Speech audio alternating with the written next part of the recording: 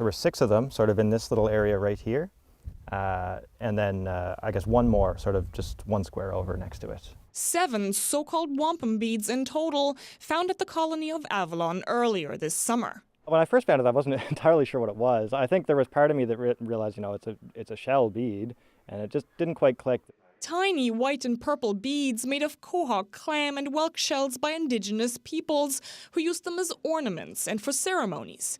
They were woven into belts to record events and laws, and they were used for business. They would have probably arrived here via trade. Some merchants, English merchants or Dutch merchants, would have maybe traded with Indigenous people, acquired them there, and then brought them up to Ferryland and again traded them here. Finding them here at the colony of Avalon, archaeologists say is extremely unusual. There's never been wampum found, to the best of my knowledge, in Newfoundland and Labrador at all. Typically you'd see it in mainland North America along the northeast, but there's been no trace of it in the province to date.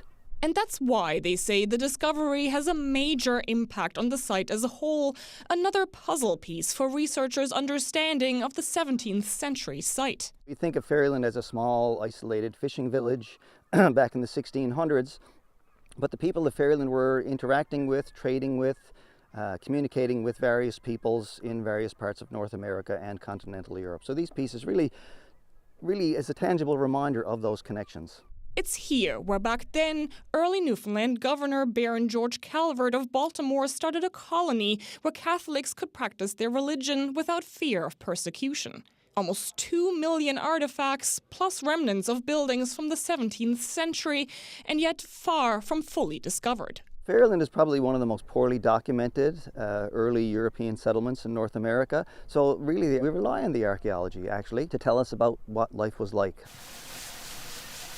New artifacts are still unearthed regularly during digging season, sometimes weekly. It's a meticulous process. You really have to sort of go through things really quite slowly. You're watching for really any sort of change in the soil, anything like that could tell you that you're sort of into a different sort of soil that represents a different event. It's this process that led to notable discoveries at the site in the past, including that of a copper crucifix in 2014 and coins.